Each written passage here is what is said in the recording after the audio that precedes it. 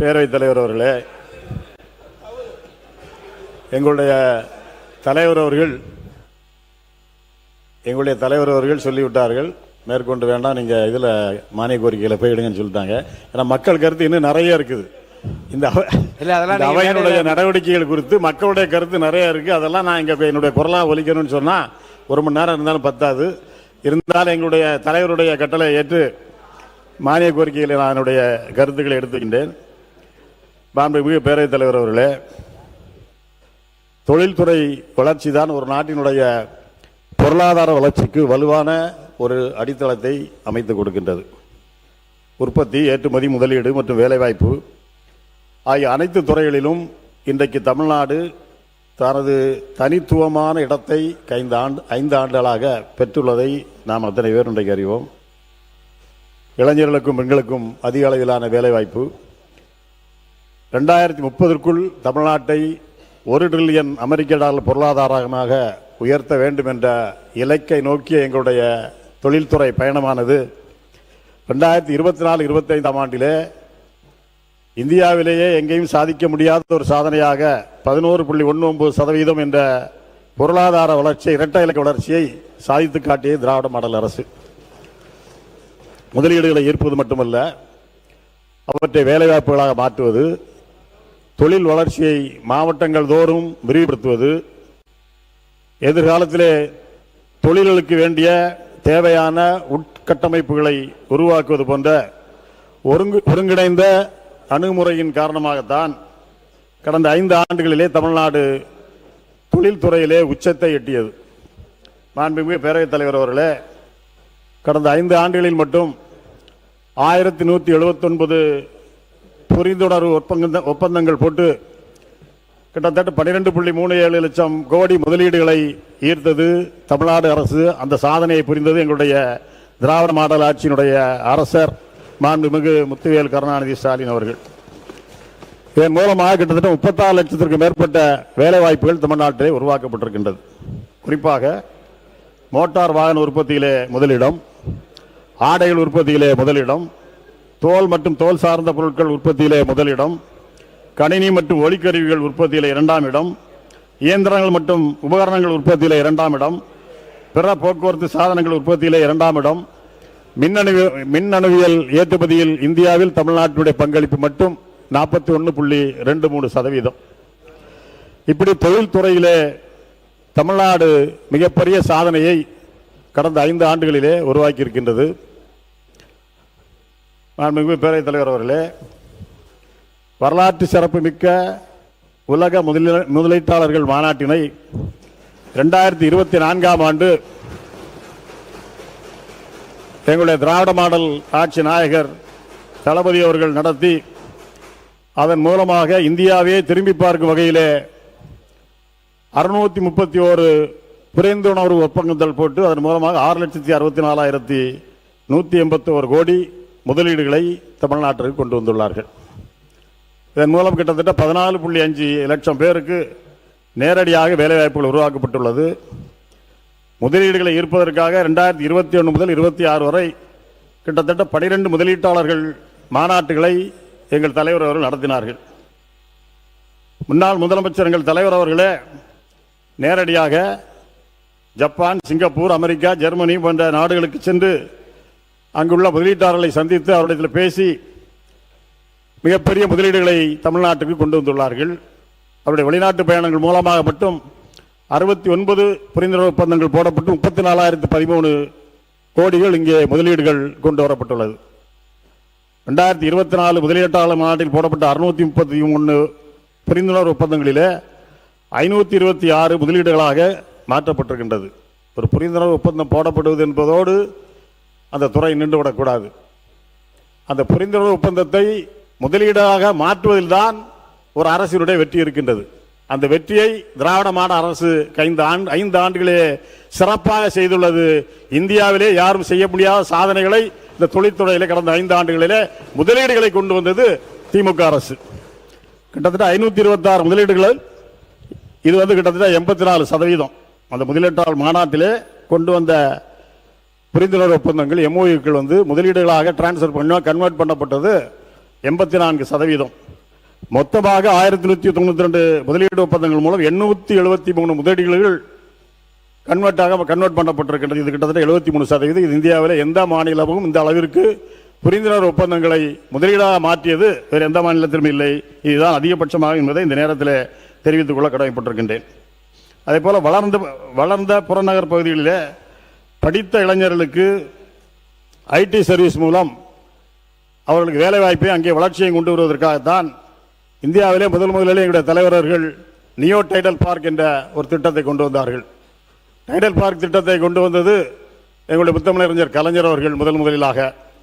இன்றைக்கு புதிதாக வளர்ந்து வரும் நகரங்களிலே இளைஞர்களுக்கு வேலைவாய்ப்பை உருவாக்கக்கூடிய வகையில் நியோ டைடல் பார்க் என்ற ஒரு புதிய திட்டத்தை கொண்டு வந்து அதுவும் மாநகர பெரிய பெரிய மாநகராட்சி மட்டுமல்ல, தென்மண்டலங்களில் டெல்டா மண்டலம் என்று சொல்லி தூத்துக்குடி, தென்காசி, தஞ்சாவூர், நாகப்பட்டினம், விருதுநகர், விழுப்புரம் உள்ளிட்ட 10 இடங்களிலே இந்த நியோ டைடல் பார்க் கொண்டு வரப்பட்டு ஒவ்வொன்றிலும் கிட்டத்தட்ட 600 நபர்களுக்கு இன்றைக்கு வேலைவாய்ப்பை உருவாக்கி கொடுத்திருக்கக்கூடிய அரசு திராவிட முன்னேற்ற கழக அரசு என்பதை பெருமையோடு நான் இங்கே சொல்லிக்கொள்ள கடமைப்பட்டிருக்கின்றேன்.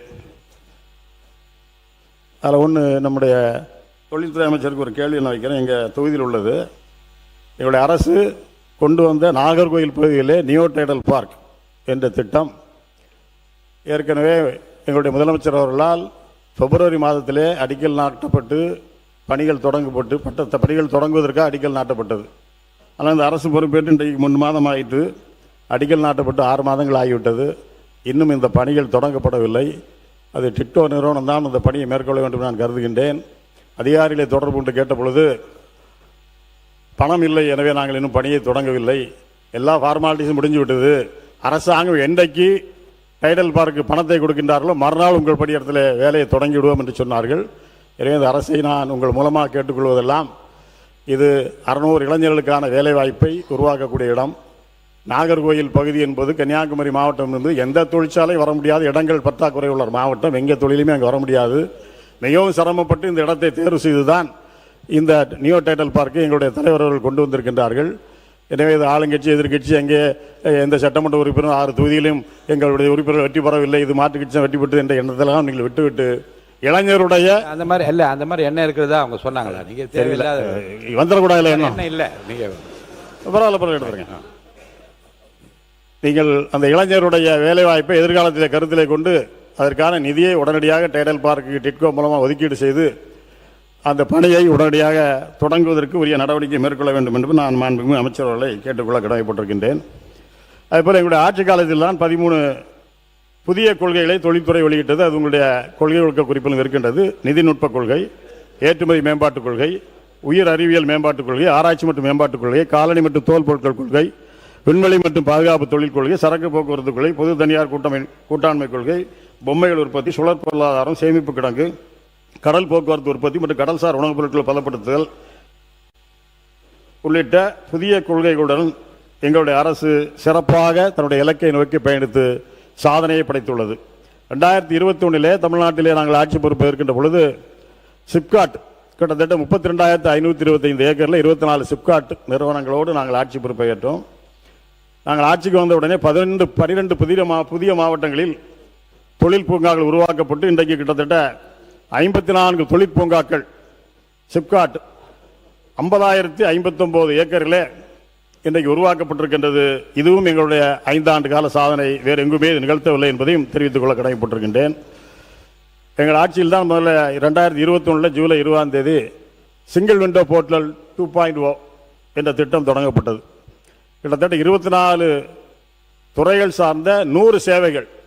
ஒரு தொழில் தொடங்க ஒரு நிறுவனம் வருகின்றது என்று சொன்னால் அவர்களுக்கு தேவையான அனைத்து உதவிகளையும், அனைத்து சேவைகளையும், அனைத்து அனுமதிகளையும் ஒரே இடத்தில் பெறக்கூடிய வகையில் இன்றைக்கு நீங்கள் கூட 3.0 ஒன்றை நாங்கள் தொடங்க போவதாக சொல்லியிருக்கின்றீர்கள்.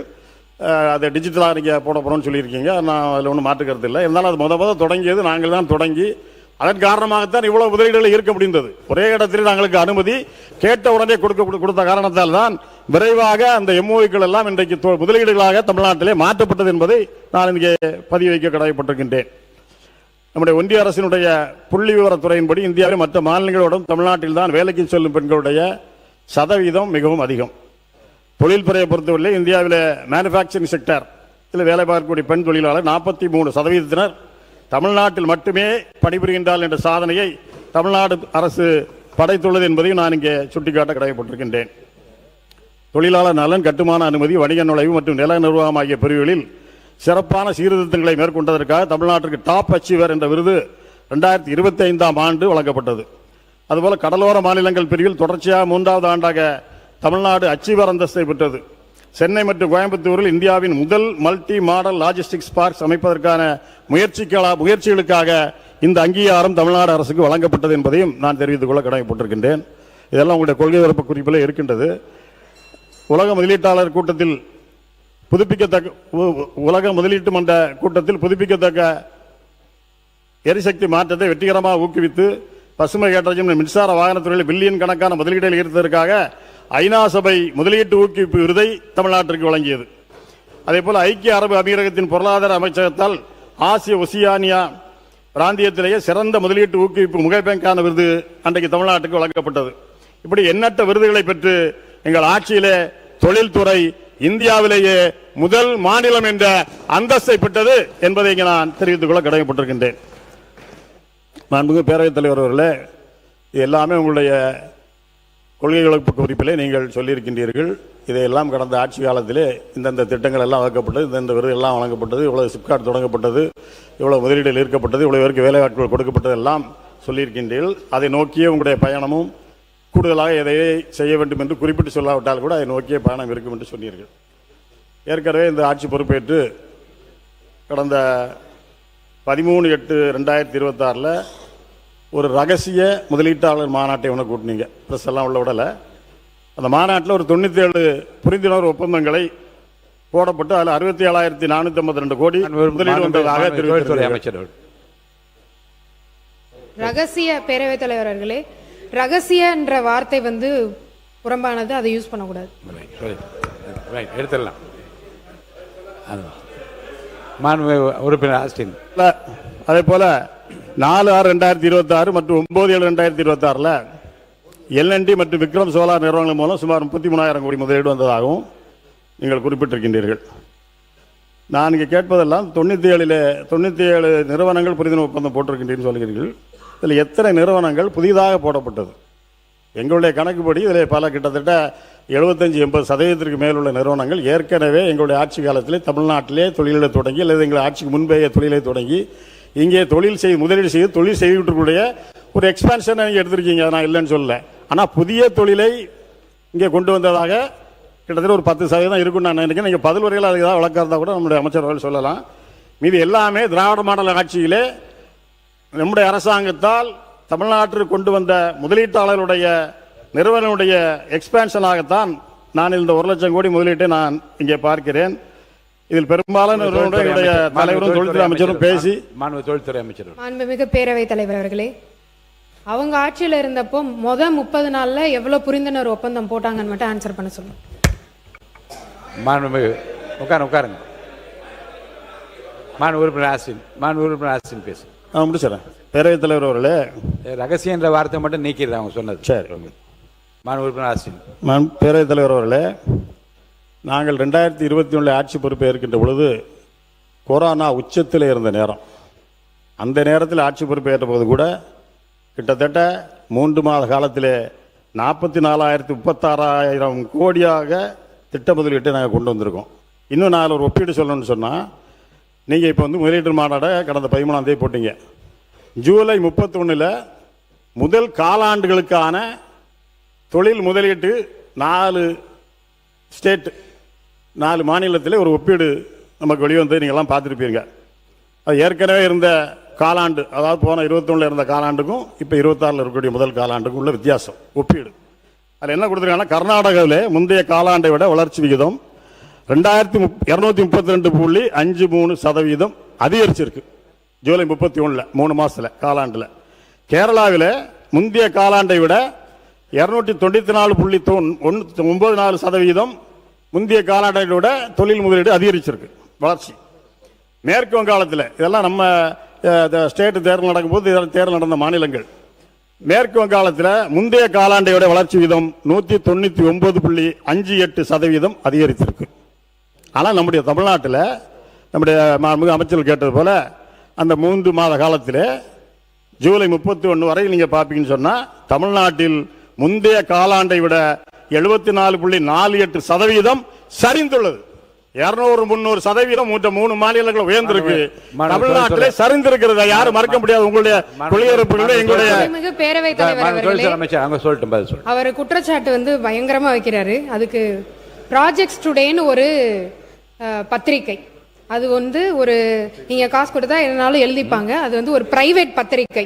அந்த பத்திரிகையில எழுதப்பட்ட ஒரு தவறான செய்தியை இங்க எடுத்துட்டு வந்து படிச்சு நம்மளுடைய தமிழ்நாடு எங்கேயோ போய்கிட்டு இருக்குன்னு தப்பான ஒரு நோக்கத்தை நீங்க வந்து சொல்லக்கூடாது. அதுவும் இல்லாம வந்த ஒரே 3 மாசத்துல 1 லட்சம் கோடி அப்படின்றது இன்னைக்கு வரை எந்த அரசாங்கமும் பண்ணல, நாங்க பண்ணியிருக்கோம். 1 லட்சம் இளைஞர்களுக்கும் இதனால வேலை கிடைக்க போகுது. இன்னொன்னு ஒண்ணு சொல்லிக்கிற பேரவைத் தலைவர் அவர்களே, இங்க வந்து அரசியல் பார்க்காம தொழில்துறைன்றது ஒரு சென்சிட்டிவான டாபிக். அதாவது இன்வெஸ்டர்ஸ் எல்லாரும் உட்காந்து பார்த்துட்டு இருக்காங்க. இதுல அரசியல் அப்படின்றத என்னைக்குமே திணிக்கவே கூடாது. இங்க இருக்க 234 உறுப்பினர்களும் 1.5 ட்ரில்லியனை வந்து ரீச் பண்றதுக்கு எல்லாரும் ஹெல்ப்ஃபுல்லா இருந்து எல்லாரும் இதை அச்சீவ் பண்ணணும். இதை வந்து அந்த அரசாங்கம் செய்தது இந்த அரசாங்கம் செய்ததுன்னு அரசியல் பண்ணாம இளைஞர்களை மட்டுமே நோக்கமா நீங்க வச்சிருந்தீங்கன்னா இதை பத்தி நீங்க பேச மாட்டீங்க.